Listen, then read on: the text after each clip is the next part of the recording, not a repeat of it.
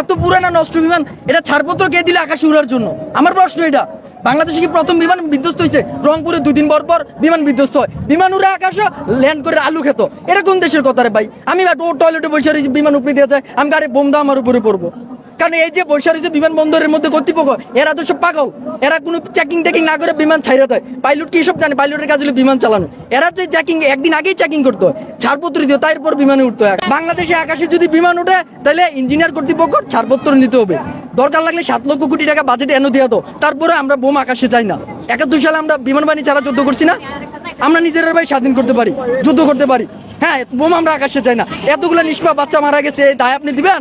এই ইঞ্জিনিয়ার কর্তৃপক্ষ থাকে এটাকে চেকিং করার জন্য, এটা নষ্ট না ভালো। বিমান বাহিনী কর্তৃপক্ষ যারা এটাকে ছাড়পত্র দিচ্ছে আকাশে উড়ার জন্য, তারা এই দায় নিতে হইব। আর যদি এরকম না থেকে কেন থাকলো না, এটার জন্য বিমান বাহিনী কর্তৃপক্ষ দায়ী করতে হবে। আর ভাই লাস্ট 1 সপ্তাহ পরে আইবো, যে হাসপাতালে যারা আছে সবাই মারা যাবে, আপনি গ্যারান্টি দিতে পারবেন? এখন লাভ করেন কেন? এটা দাবি তুলেন, কালকে আপনার ঘরে পড়বে, আপনার বউ মারা যাবে, আপনার ঘরে পড়বে। এখন সবার কেউ নিরাপদ নয় মিয়া। বিমান যে আসে যায়, এই যে বিমান এনে পড়বেন, আপনি নিরাপত্তা দিতে পারবেন? বাংলাদেশে আকাশে যদি বিমান ওঠে তাহলে ইঞ্জিনিয়ার কর্তৃপক্ষ ছাড়পত্র নিতে হবে। দরকার লাগলে 7 লক্ষ কোটি টাকা বাজেট এনে দেওয়া তো, তারপরে আমরা বোম আকাশে চাই না। 71 সালে আমরা বিমান বাহিনী ছাড়া যুদ্ধ করছি না? আমরা নিজেরা ভাই স্বাধীন করতে পারি, যুদ্ধ করতে পারি। হ্যাঁ, বোম আমরা আকাশে চাই না। এতগুলো নিষ্পাপ বাচ্চা মারা গেছে, এই দায় আপনি দিবেন? বিমান বাহিনী আছে, আজকাল যদি বিমান বাহিনীর প্রধানের ছেলে মারা যেত তো দেখতেন, খুব সুন্দর হইতো। এখন গরিব মানুষ মারা গেছে, 2 দিন পরে আমি মরবো, আপনি মরবেন, হুট করে একটা বিল্ডিং, আমি টাকা দিয়ে বিল্ডিং বানাবো, একটা বিমানে আমার বিল্ডিং উপরে শেষ, আমরা সবাই শেষ। জয় বাংলা।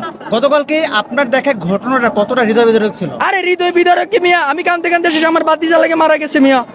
হ্যাঁ, আপনারা এটা জিজ্ঞেস করেন, এটা জানেন না? এটা দেখেন তো সব নারকেল গাছের অবস্থা দেখেন, মানুষ কি হয়েছে ভিতরে। হ্যাঁ, এটা তো বোম ছিল মিয়া, একটা পরমাণু বোম। বাতিজের লাশ পাওয়া গেছে কিনা? এটা যে এটা তো একটা পরমাণু বোম। আমরা চাই বাস নেক্সট টাইমে আকাশে বিমান উঠলে ছাড়পত্র নিয়ে উঠতে হইব, এবং ছাড়পত্র ছাড়া কোনো বিমান আকাশে উঠবে না।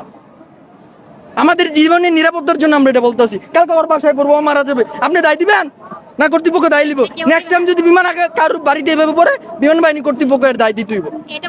স্পষ্ট কথা হইব আমার। ওকে ভাই, থ্যাংক ইউ।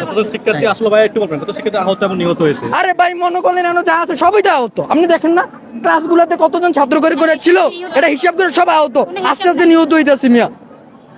নিরপরাধ শিশু, বাচ্চার মাগুলো সবগুলো বেহুশ হয়ে রয়েছে। এখানে বিমান বাহিনীর প্রধানের ছেলে থাকতো বা মেয়ে থাকতো তো দেখতেন এখন কি হয়। সব তো গরিব মারা গেছে, এর জন্য কোনো জ্ঞান নেই। আসলে এই বিমান বিধ্বস্ত হওয়ার পিছনে আসলে কোনো কিছু আছে কিনা, আপনারা কি মনে করেন? কোনো কিছু আছে? কর্তৃপক্ষ নষ্ট বিমান উড়ার ছাড়পত্র দিল কেন? রিপোর্টে দিব ভাই, দিয়া লাভ আছে ভাই, কোন রিপোর্ট দিয়া লাভ আছে?